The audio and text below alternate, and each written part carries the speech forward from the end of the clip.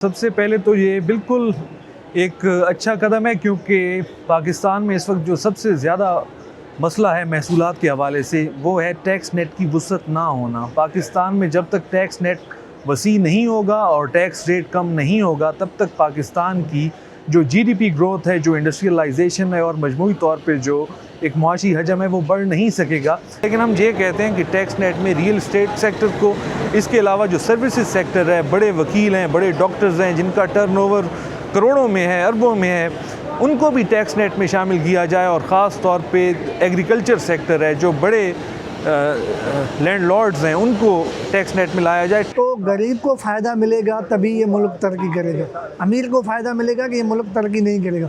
मज़दूर को फ़ायदा मिलेगा तभी ये मुल्क तरक्की करेगा। किराने वाले दुकानदार को फ़ायदा मिलेगा, जनरल स्टोर वाले दुकानदार को फ़ायदा मिलेगा।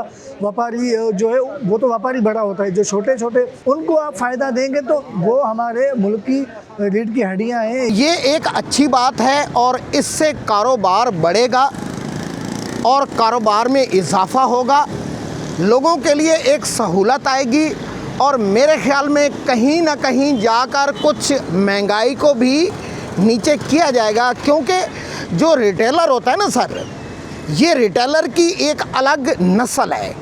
तो जब ये नस्ल टैक्स को पे करती है तो उसको दूसरे तरीके से ये करती है और फिर महंगाई भी बढ़ती है, तो महंगाई में भी कमी आएगी और इससे कारोबार भी बढ़ेगा। तो इससे अच्छा कम ही किया जाए।